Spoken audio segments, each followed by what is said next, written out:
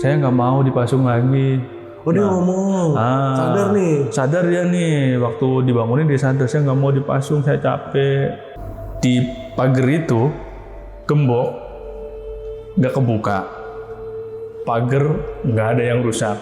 Yang di ruangan si Agus itu? Yang lagi dipasung. Masih rapi, utuh.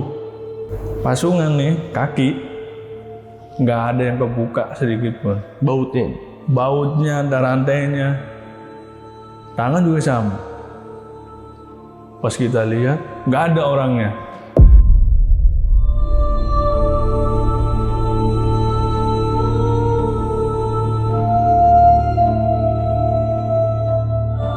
Itu orang kumat. Waduh, gua ngebayangin ya, ini anak bener nggak sih?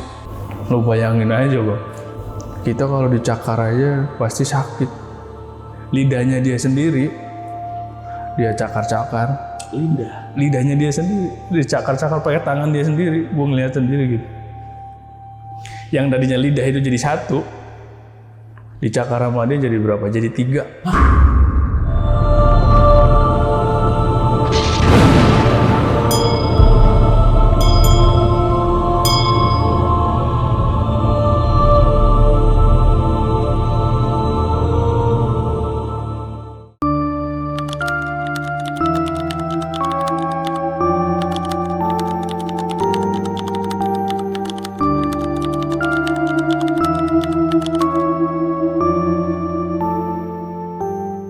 Halo teman-teman, malam ini bakal ada cerita dari sebuah desa. Namanya ini Desa Lembayung yang ada di daerah Indramayu. Yang dimana desa ini tuh punya 6 danau.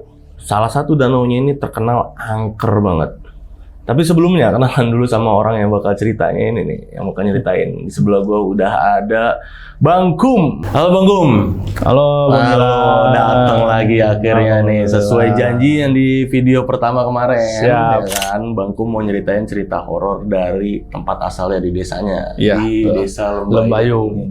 Karena udah di spill dikit di video pertama kemarin ya. Karena desanya Bang Kum ini horor banget nih. Horor. Nah, kalau kita ngomongin kejadian horor yang di tempat desanya Bang Kum ini di Indramayu, nama desa Lembayung. Desa Tapi Lembayung. itu nama asli apa gimana? Kita samarkan aja lah gitu ya. Oh, itu samaran itu aja. Gitu, biar ya enak lah gitu kan. Oke, kita kalau ngomongin danau nih, danau angker yang ada di desanya Bang Kum. Kalau danau kan, yang kalau yang kita tahu kan gede gitu ya danau. Atau ada danau kecil juga. Kenapa bisa banyak banget danau di desanya Bang Kum? Iya. Jadi Sampai berapa tadi? 6 ya? 6. Jadi gini Bang Gilang dan sahabat-sahabat Lonceng Misteri. Jadi danau itu tuh sebenarnya bekas galian Pertamina. Kejadian ini di tahun 2010.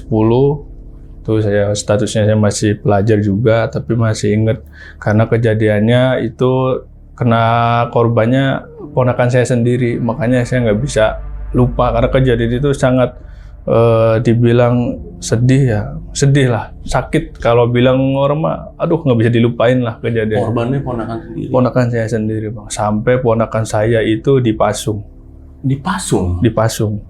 Sampai dipasung itu berarti parah nih. Wah itu lebih. Pokoknya ada sesuatu yang terjadi sama ponakan Bang Kum, sampai ponakan Bang Kum ini harus terpaksa dipasung. Gitu. Terpaksa, kita mau nggak mau kita harus dipasung. Oke, kita Bang. mau nggak mau dipasung. Ini nanti diceritain detailnya gimana Bang ya kejadiannya. Siap. Karena ini pasti lumayan panjang ceritanya. Jadi buat teman-teman di rumah yang penasaran sama ceritanya Bang Kum, nonton video ini dari awal sampai habis, jangan ada yang di skip-skip. Dan buat kalian yang mau cerita, datang langsung sini. Itu caranya gampang banget, kalian bisa klik link di deskripsi di bawah video ini, itu langsung arah ke WA kita ya.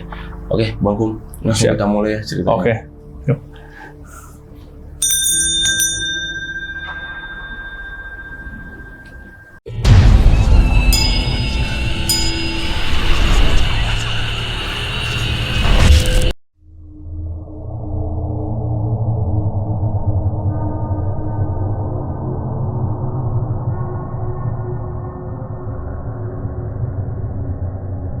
Jadi desa saya ini letaknya ada di wilayah Jawa Barat. Kalau kita sebutnya sih titiknya di Indramayu gitu kan. Gitu. Posisi daerah saya itu desanya memang terpencil.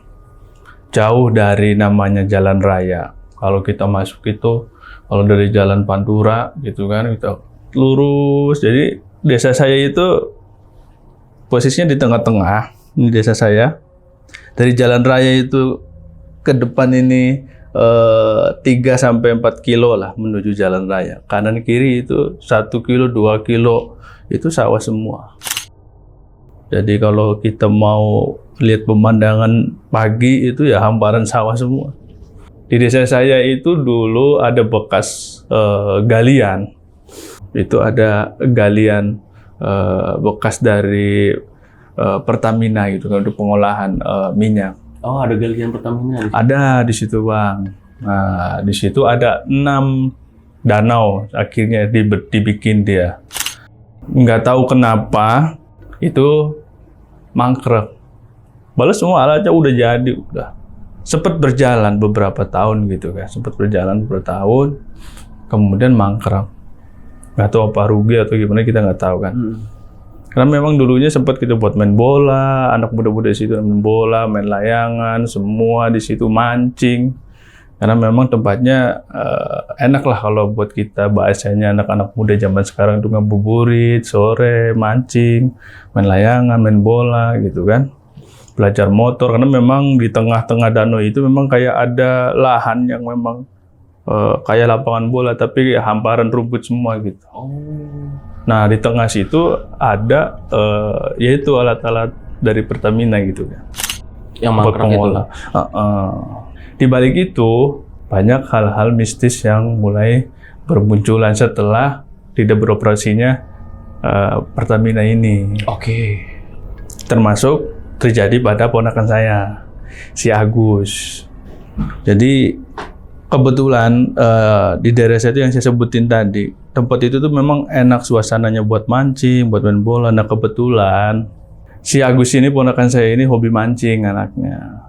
Cuman kebetulan nggak bareng sama saya.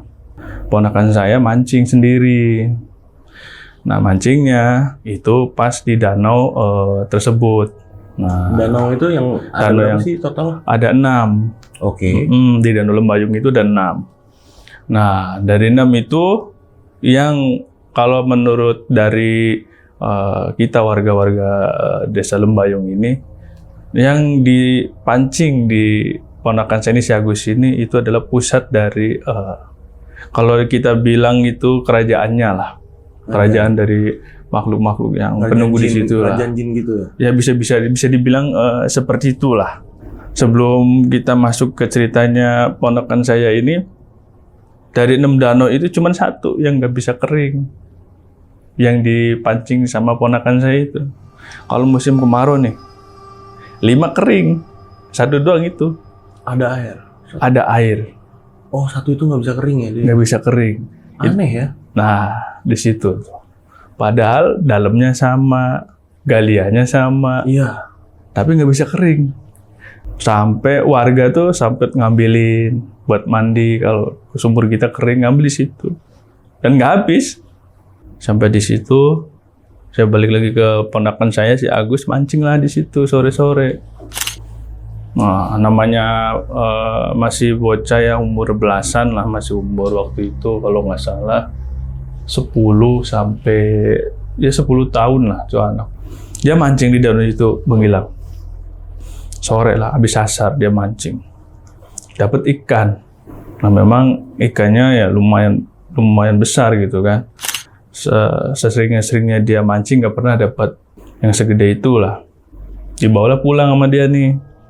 Sore dimasak sama dia, sama keluarganya gitu kan. Tuh ikan tuh dibawa pulang. Saking senengnya nih si Agus nih dapat itu ikan. Nah, dimakan. Masih belum terjadi apa-apa tuh, Bang. Masih normal biasa gitu kan ponakan saya. Nah, paginya pulang ke sekolah, main bola. Ketendang lah ponakan saya nih, ya kan? Ketendang bola gitu kan. Nah, sakit. Ketendang bola?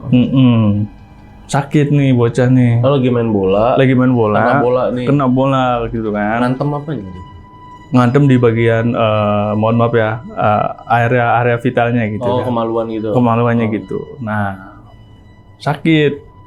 Dari sakit itu, nah dia ini dari kemaluannya ini keluar terus. Dari kayak kencing sendiri, nggak bisa nahan gitu. Kencing terus, iya. Nah, dari situ keluarga kita masih mikir positif lah gitu kan. Oh, ini karena kemarin kali main bola nih bocah gitu kan, kena bola gitu. Mikir medis. Masih mikir medis kita bawa ke rumah sakit, berobat. Pulang udah Bu, nih minum obatnya, gitu kan. Nah, setelah obat itu habis seminggu, memang tidak ada perubahan, malah jadinya bocah itu mukul-mukul badan dia sendiri, gitu. Kayak ada yang gerakin gitu kan. Cuman kita masih tetap berpikir positif, wah ini medis kali gitu kan, mungkin ngaruh ke saraf apa gimana kita nggak tahu gitu kan. Sampai satu ketika obat udah habis, kita bawa lagi ke dokter kan, kita cek nih, bisa dicek hasilnya nggak ada apa-apa Bu, aman anaknya gitu kan. Udah kita pulang lagi tuh, pulang. Cuman orang tua kan ngeliatnya jadinya gimana gitu Bang. Jadi kalau dia lagi kambuh gitu kan, kumat gitu. Wah kadang kita aja nih, saya sebagai omnya itu kasihan. Kadang mukul sendiri gini, wah. Kalau pelan mending. Kalau pelan gitu, kalau logikanya kalau orang normal gitu kan, Bang Gilang, kalau normal. Pak begini kan udah pasti kan sakit gitu kan, itu kenceng banget. Nah dari situ sehari 2 hari ya kita ngeliatnya kasihan gitu kan. Jangan sampai nih anak masa sampai dewasa kayak gitu kan kita namanya om sama orang tuanya kan. Udah coba kita bawa ke rumah sakit lagi sekali lagi. Nah cuman pada saat mau dibawa, nah disinilah mulai terjadi keanehan-keanehan yang merujuk ke hal-hal yang di luar nalar kita. Udah dua kali kita bawa, hasilnya ternyata nggak ada apa-apa gitu kan. Dari situ adalah keluarga kita ini yang memang dibilang dia paranormal juga bukan, dibilang ustaz juga bukan gitu kan, tapi bisa ngelihat. Oke. Tapi nggak bisa untuk bahasanya nyembuhin itu nggak bisa, hanya kayak semacam anak indigo gitu kan. Iya. Nah, cuman yang bisa ngelihat. Nah dari situ malam kita sawara lah. Ini gimana kalau kita coba ke orang pinter, kalau orang sana bilangnya kita kalau orang Lembayung, orang pinter, kalau orang kota kan mungkin paranormal lah ya. Kita coba Bang. Datang satu, bukannya sembuh, itu malah tambah jadi. Kenapa tuh? Nah mungkin mereka tahu gitu kan, kita mau diberesin nih. Gitu. Ya, contoh lah kayak kita ini, ibarat kita mau ngerjain orang, tapi udah tahu nih kita mau dihadang gitu kan. Nah dia udah siap-siap tuh. Wah tambah jadi Bang. Berontak tuh. Kesurupan apa gimana? Lebih dari kayak orang kesurupan. Oke. Datang orang pintar, ngobatin, nggak bisa, nggak kuat. Nggak kuat ya? Berontak. Orang kesurupan, kalau orang kesurupan kan kalau dipegang masih bisa. Dipegang begini masih bisa gitu kan, nggak ngelawan gitu. Kalaupun ngelawan paling gerakannya masih kita bisa pegang lah. Kalau itu kita nggak bisa pegang. Datang, manggil lagi, udah carikan lagi. Karena kita udah keluarga udah prestasi gitu kan. Ngamuk-ngamuknya gimana Bang waktu itu? Masih inget nggak? Nah, teriak aja apa ada sesuatu yang diomong? Kalau untuk teriak udah pasti ada. Pas yang ketiga ini, yang bikin saya sampai punya niatan gitu kan, bener nggak sih gitu kan, yang dikatakan oleh para paranormal ini, orang pinter ini ngomongnya gitu kan. Nah ketahuannya itu setelah ya ini kita datangkan orang paranormal gitu kan. Ada salah satu dari 3 itu bicara, dulu pernah mancing nggak, kan gitu ditanya. Nah kebetulan waktu itu almarhum kakeknya sempat ngomong, emang anaknya suka mancing. Terus dapat ikan nggak? Ikannya yang gede. Iya waktu itu selang ada sebulan nih sebelum kejadian ini, memang dia dapat tuh ikan mancing dari danau ya. Danau Peten nih. Iya kan kita di sini memang danaunya cuman ada 6 tuh, yang di sini yang di Lembayung, yang di tengah-tengah jalan dari desa menuju jalan raya itu. Nah kita kalau mancing di situ semua warga. Tapi yang selama ini sih aman-aman aja gitu kan, warga yang lain juga aman. Nah itu Pak, katanya. Itu gimana ya? Kita kan penasaran, kita namanya orang awam kita nggak tahu. Iya. Ini yang menyebabkan si Agus sampai kayak gini. Terus gimana Pak solusinya? Ya udah kita beresin dulu. Jadi yang kayak di TV-TV itu gitu kan, yang di stasiun TV dimasukin ke mediatornya, dia bawa tuh, dimasukin. Diinterogasi sama dia gitu, teriak-teriak gitu kan, ditanya kenapa kamu ganggu si Agus. Pokoknya bahasanya gini Bang, bahasa kita sebagai manusia gitu ya, orang ya. Pokoknya darah harus dibayar darah. Iya, bahasanya gitu. Waktu itu saya masih awam, apa nih maksudnya gitu kan? Iya. Saya penasaran. Tegesin lah sama si paranormal ini. Maksudnya gimana? Tolong jelaskan gitu kan ke keluarganya supaya jelas apa yang dia lakukan. Yang ngomong, yang kemarin dia dapat ikan itu pada saat mancing, itu adalah anak saya. Oh, yang jaga dan Lembayung itu, yang di galian Pertamina itu. Akhirnya dari situ baru satu tuh ceritanya kan nyambung kan. Nah dari situ baru orang tuanya ngomong. Ya kan nekannya orang tuh udah emosi gitu kan, lihat anaknya udah nggak sembuh-sembuh gitu kan. Nah karena saking emosinya nanya, ya kan kita nggak tahu namanya manusia, kamu mau salah siapa, menyerupai ikan. Tapi namanya dia punya hak sendiri gitu kan, dia nggak mau kalah juga. Pokoknya darah harus dibayar darah. Dia ngomong gitu. Saya nggak bakalan keluar, nggak bakalan ngelepasin si Agus ini sampai memang bener kejadiannya persis sama kayak anak saya. Tapi dia ngomong pakai bahasa Indramayu waktu itu. Gimana waktu, masih ingat nggak Om? Masih ingat. Gimana dia ngomongnya? Jadi kalau bahasa Indramayu gitu kan, agak Jawanya agak kasar. Jadi lamun pengen waras bocah anaknya kita mati ya kudu mati maning baca kieu. Dari situ namanya kita keluarga ya nggak bisa lah. Ya kan bukan salah kita dong. Kita kan nggak tahu. Benar. Iya kan? Kalau lu ngasih tahu mungkin nggak bakalan kejadian. Akhirnya solusinya gimana? Saya nggak mau ada solusi gimana. Harus pokoknya. Dia balikin lagi di logikanya mereka. Coba kalau anak kamu dibunuh, terus orangnya masih jalan-jalan, senang-senang, kamu nerima nggak? Digituin kan? Balik lagi ke situ. Akhirnya ya udah, si paranormal ini dia punya keyakinan gue bisa nih ngobatin nih bocah. Nah, akhirnya berantem lah mereka nih. Terus itu ya kan, wah adu ilmu lah. Saya nggak tahu ilmu apa yang udah keluarin ya kan. Yang namanya kita orang awam nggak kelihatan apa. Wah, doa-doa apa gitu ya. Iya, pokoknya wah rame lah gitu kan. Akhirnya si paranormal ini nyerah. Nggak, saya nggak bisa Pak. Bu, terus saya pulang aja. Dari situ Bang, karena memang tujuan keluarga udah diketahui sama mereka nih, pihak dari makhluk halus ini gitu kan. Si bangsa jin ini. Iya, itu tambah parah. Yang bikin saya sampai sekarang juga masih inget, nggak bakalan pernah hilang.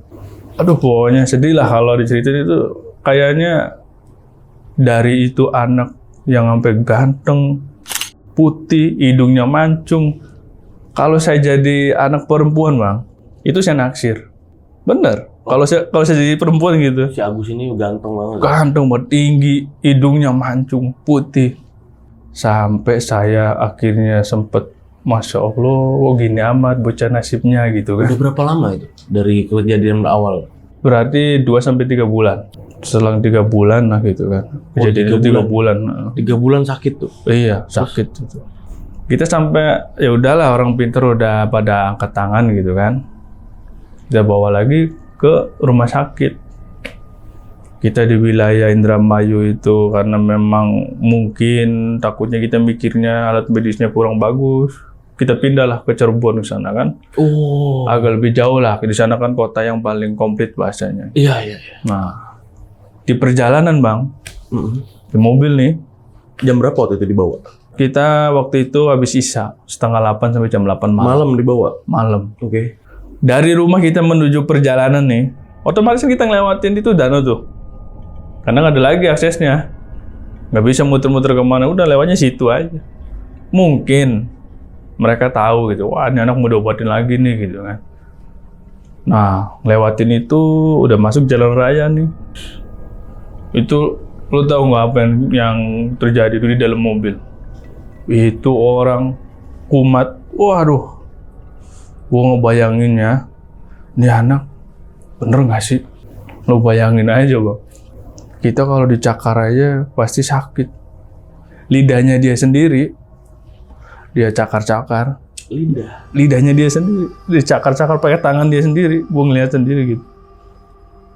Yang tadinya lidah itu jadi satu, dicakar sama dia jadi berapa? Jadi 3. Hah? Sobek begini posisinya. Lidah lo? Lidah. 3. Coba kalau lo ada di posisi Terus situ. itu semua dong? Wah, bukan darah lagi bang, kayak orang mandi darah. Tuh, kalau orang logikanya orang sehat gitu kan, wah udah pasti berhenti. Tapi itu nggak berhenti, terus aja sampai ke rumah sakit.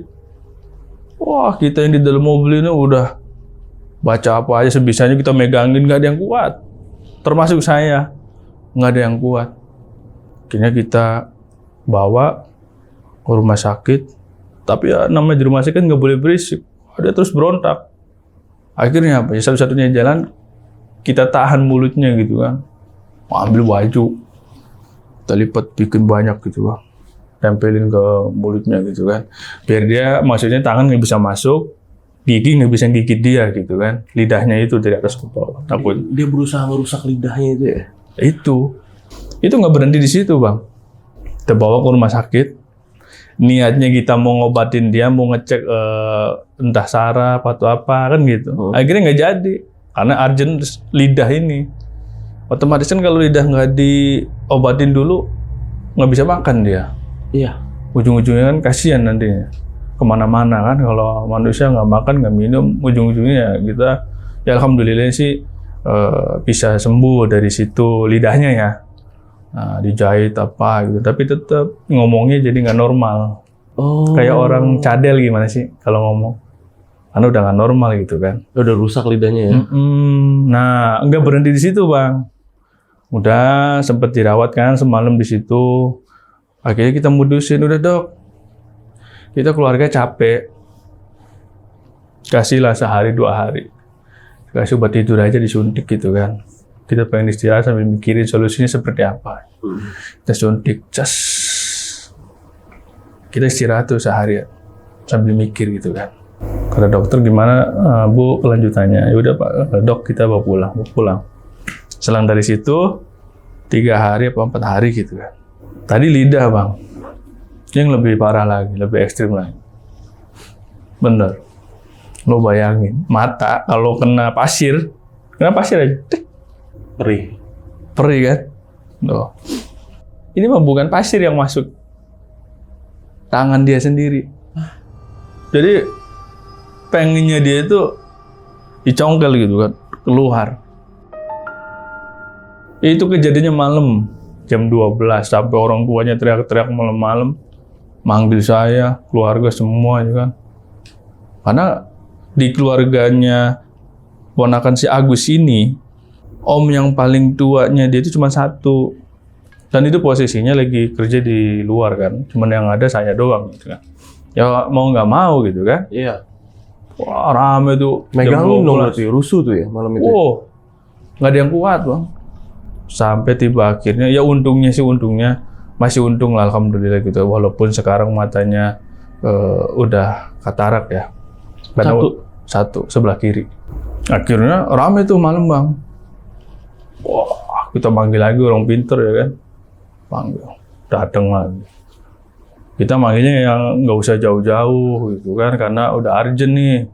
Jam 1 malam, nggak mungkin kita nyari orang yang dari luar daerah gitu kan, apa yang jauh. Jadi kita manggil sepuh yang di situ. Manggil. Sempet tenang bang, setengah jam. Kambuh lagi. Kambuh, ya udah gini aja. pegangin anaknya. Coba saya mau komunikasi dengan orangnya gitu. Tarik lagi, masukin mediator. Pokoknya saya kalau pengen anaknya sembuh, sediain kambing. Kepala kambing. Si Jin ini minta? Iya, sediain kepala kambing. Wah, malam-malam begini nggak bisa. Nggak ada malam-malam kita mau nyediain kambing. Kalau nggak bisa malam ini, besok. Saya minta kepala kambing, darahnya jangan dibuang. Masukin kemana? Saya bilang, karena saya kata orang pinter nih kan. Si Agus dikubur, sisain kepalanya aja. Kalau sore mending ya kan. Mintanya apa? Malam-malam jam 12. Kita suruh gali tuh tanah. Lah kita sebagai omnya saya sendiri kan. Ini kalau manusia udah gue sambit kepalanya nih, banyak buat permintaannya gitu kan. Kalau gue bisa menduel gitu, saking aduh, kesel. Nah dari situ, oke, karena kita pengen nih si Agus sembuh gitu kan, biar cepat selesai, kasihan kan dari kejadian pertama sambil ada kisah 5 bulanan lah gitu kan. Kan kalau 5 bulan kan nggak sebentar bang. Belum lagi ngerasain dia badan dia dipukul-pukul sendiri. Apalagi itu lidahnya dicokar jadi 3, matanya aduh, pokoknya saya aja yang lihatnya capek, kasihan gitu kan. Akhirnya besokannya udah kita ikutin, akhirnya tambah jadi. Akhirnya digali tuh waktu itu? Digali. Terus? Digali, beli kambing, potong, palanya dipendem ya kan. Darahnya jadi satu di lubang itu. Oke, terus? Si Agus dimasukin. Oke. Satu lubang tuh. Kita uruk, sisain kepalanya si Agus doang.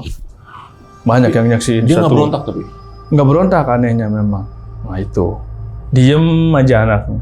Kita pikir kan, oh udah sembuh nih. Dari situ kan, oh udah sembuh berarti ini bener nih gitu kan. Tapi setelah dari situ, nggak sembuh tetap. Berapa lama dikubur waktu itu? Dari jam 12 sampai jam 1 mintanya waktu itu. Oh, jam 1 sebentar doang? Sebentar, hanya buat syarat. Kan. Akhirnya kita musyawarah lah dengan keluarga. Gimana kalau si Agus kita masukin satu ruangan, kemudian kita pasung kakinya gitu kan dengan tangannya. Gitu kan. Karena kalau kita nggak seperti itu, dia ngerusak badan dia sendiri. Oh iya, benar. Iya kan? Iya. Ya, kita kan mau nggak mau. Iya, benar. Ya contoh lah kalau kayak Benggilang gitu kan. Setiap hari selama 5 bulan, wah teriak minta tolong, otomatis kan risih.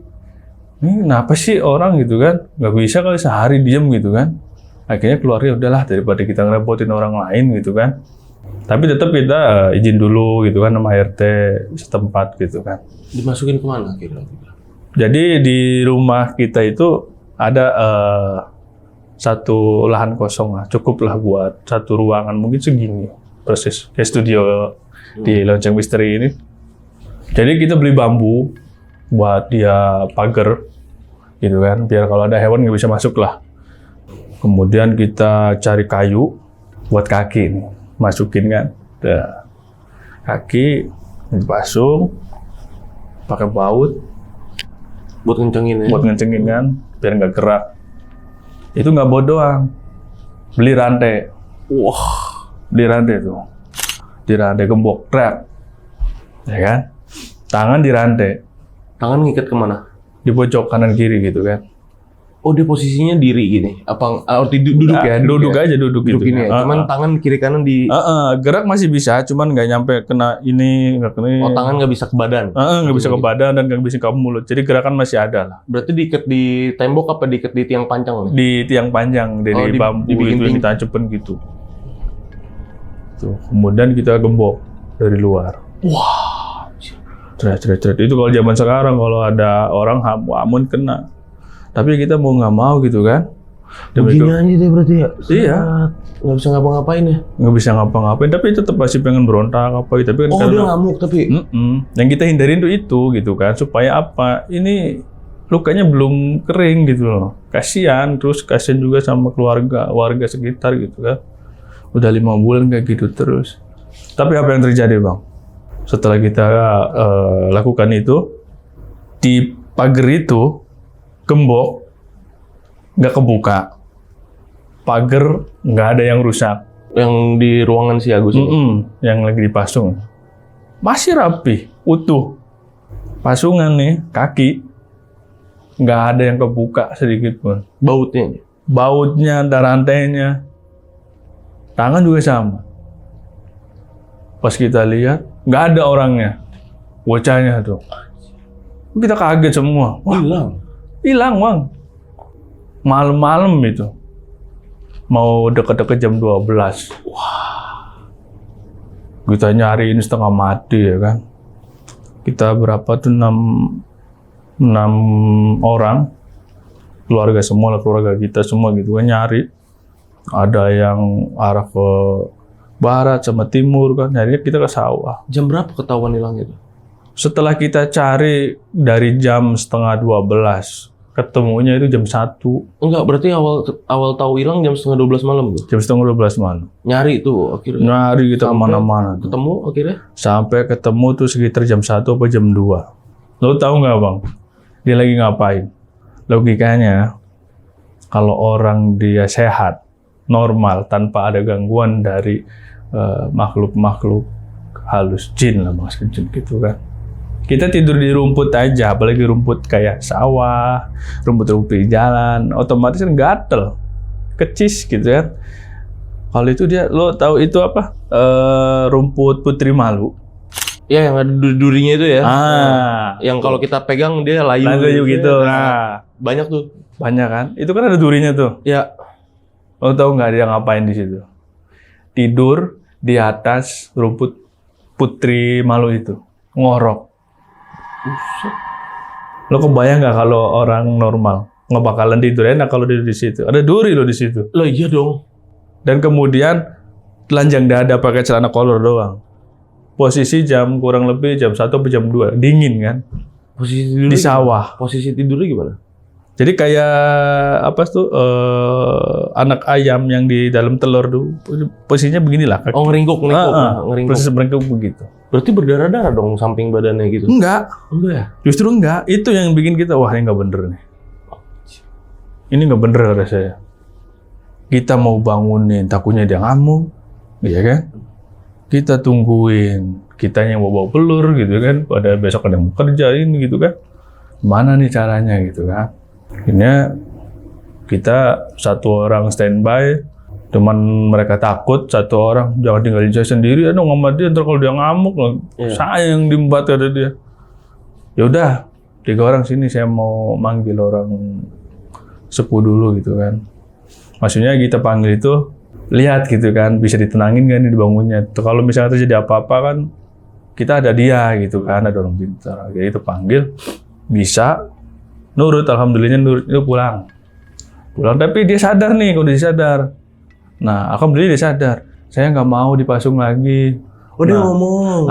Sadar nih. Sadar dia nih. Waktu dibangunin dia sadar. Saya nggak mau dipasung, saya capek. Kalau ngomong secara normal, cuman karena dia cadel, kan lidahnya lagi sakit begitu. Saya nggak mau dipasung lagi. Saya nggak mau ditempati di situ, capek. Saya di tempat tidur saya aja, di kamar tidur saya. Ya, kita semua kasihan gitu kan. Alhamdulillah, saya mikirnya udah sembuh gitu kan. Ternyata belum, nggak berhenti di situ, udah pulang. Akhirnya kita sama keluarga gimana nih gitu kan. Udah capek kita semua. Kebetulan dari keluarga kita yang di awal itu yang tahu bahwa ini anak nggak bener, ngomong, udah panggil aja saudara yang jauh tuh, suruh ke sini. Ya, kita datengin. Lo tahu yang cerita di TV kalau misalkan kalau di sejarah itu kayak Prabu Siliwangi keluar rohnya gitu kan, jasadnya di sini kemudian dia keluar gitu. Oh, Rogo Sukmo lah. Iya, Rogo Sukmo. Ya begitulah kalau orang yang mungkin yang ngerti mah gitu kan. Keluar dia, masuk nih di alamnya si yang pengganggu ini, si jinnya. Siapa si saudara yang ya, bisa? Si saudara saya yang kita ini yang kira dia bisa datang nih nolongin. Nolongin nih. Oh, dia Rogo Sukmo langsung di situ. Oke.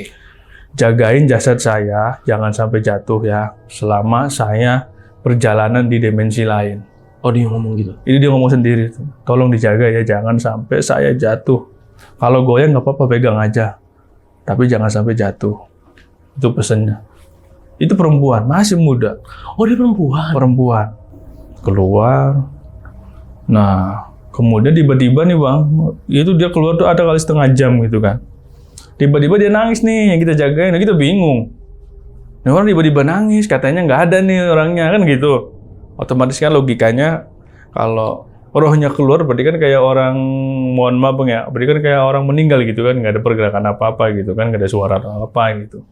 Cuma tiba-tiba dia nangis, dia cerita sendiri, dia ilustrasiin bahwa si Agus ini di sana tuh ditawan, rohnya dijagain sama anak buahnya si Raja Penunggu Dano yang lembayung kalian Pertamina itu, dijagain supaya nih anak nggak bisa kemana-mana, rohnya nggak bisa balik ke jasadnya gitu kan, biar nanti yang masuk itu ya orang-orang bangsa-bangsa itu aja yang bisa masuk ke jasad.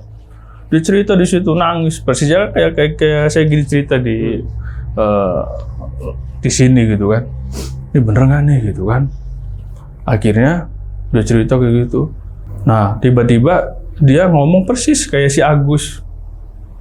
Tolong saya, mama, emak, kalau orang Indramayu, emak, jaluk tulung, kita sepegel nih gini. Kalau bahasa kita, bahasa orang kotanya, minta tolong, saya udah capek di sini, saya pengen pulang. Saya udah capek, kita pengen balik, aduh kita mau nih gini kayak setan. Nah, saya nggak mau di sini, saya capek, saya takut ngeliat bangsa-bangsa setan kayak gitu kan, bukannya nggak ada yang bener Bang. Iya. Akhirnya, cuman saudara saya ini yang perempuan nggak berani langsung ngambil, dia mikir dulu gitu kan, resiko akibatnya nanti seperti apa kalau dia maksa masuk gitu kan dengan kondisi dia sendirian. Jadi nggak lama dia balik lagi. Akhirnya dia coba tenangin diri, cari mecahin masalahnya. Dari situ udah ketemu sama dia, udah siapin ini gitu kan. Udah kayak saja-sajian apa gitulah gitu kan. Disiapin lah. Tujuan dia dijelasin sama keluarga. Jadi si Agus ini kenapa dia bisa ngamuk-ngamuk sendiri, mukul-mukul sendiri, kemudian nyakar-nyakar lidah dia sendiri tanpa rasa sakit gitu kan. Kalau mata dicokot-cokot juga sampai dia nggak ngerasain sakit, itu bukan dia aslinya, bukan dia, bukan rohnya dia. Rohnya dia itu ada di kerajaannya si jin itu, diambil sama dia. Kemudian di sana dia dibawa di suatu gua, diikat tangannya sama kakinya, telanjang dada. Jadi yang selama ini kita lihat itu, kata dia, itu bukan dia, bukan bawaan dia. Emang yang gantian, yang penjaganya dia, yang satu kalau udah hari ini dia masuk, dikeluarin lagi, datang lagi masuk. Itu.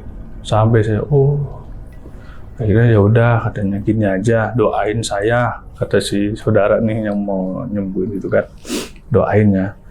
Kalaupun berhasil, saya pengennya berhasil semua, saya tarik balik lagi itu rohnya. Kalaupun nggak bisa, minimal separuh dari dia bisa saya ambil. Iya benar. Akhirnya kita ya udah, gimana baiknya aja, kita udah pasrah gitu kan. Akhirnya tarik, berantem lagi tuh Bang, dia keluar lagi tuh kayak pertama tadi tuh, ya kan? Masuk lagi dia. Wah, dia sampai nangis-nangis sendiri. Kita bingung ya kan, mau nolong gimana, kita nggak bisa kan, orang awam. Akhirnya dari situ dapat tapi nangis. Nangisnya kan sedihnya apa? Nggak bisa nolong full gitu kan. Cuman bilang, saya minta maaf untuk keluarga, saya cuma bisa bawa separuh. Lagi dimasukin separuh sama dia. Nah separuh lagi masih di alam lain. Oke. Nah dari situ memang ada perubahan. Apa tuh yang dilihat perubahannya? Jadi seenggaknya nggak nyakar-nyakar sendiri, nggak nyongkel-nyongkel sendiri. Jadi setelah diambil, kemudian mungkin dibentengin sama saudara gitu kan, untuk rohnya ini jadi nggak bisa diambil lagi gitu kan. Tapi masih tetap ada efek dampaknya itu. Sampai setelah kejadian itu, alhamdulillah memang ada perubahan, tapi masih tetap kayak orang kena saraf, Bang Gilang. Jadi kalau lagi waktu itu setelah kejadian itu seminggu, semua lidahnya udah normal, itu kan udah sembuh, tapi masih ya karena dia ada bekas jahitan jadi cadel ngomongnya gitu kan. Sama matanya gitu kan udah katarak, jadi ada kayak putih-putihnya gitu, bukan bekas tangan dia gitu kan. Nah akhirnya kita kayak ya udahlah, alhamdulillah yang penting nggak kayak awal-awal gitu kan. Kemudian diajak komunikasi mau, terus ya udah kayak manusia normal biasa lah gitu. Tapi untuk kumat atau kambuh itu masih ada. Sampai dari seminggu, 2 minggu diajaklah sama temennya gitu kan. Ayo main, namanya anak muda gitu kan, udah ABG. Iya. Main nih. Ada yang ngajak main. Apel lah cari, ya biasalah anak muda gitu kan. Besokannya ngomong sama saya, Bang besok-besok jangan, ponakan lu jangan duduk sama gua. Lah emang kenapa? Malu saya. Malu kenapa? Saya bilang. Masa Bang? Saya bilang. Lu bayangin katanya. Waktu ada ceweknya mah diam katanya. Tapi kalau udah ceweknya udah gak ada nih, udah pulang. Ini apa yang di depan ditabrak sama dia. Membayangin, gue juga baru tahu tuh waktu itu tuh. Lihat dia pergi mana? Iya Bang. Jadi kalau lagi ada cewek nih yang menurut dia demen nih, dia nahan. Tapi kalau misalkan ini perempuannya nggak ada, langsung dia kambuh. Wah lari nabrakin, kalau ada pohon pisang ditabrak pohon pisang. Oh nabrakin diri. Iya. Nah dari situ bener nggak nih gitu kan?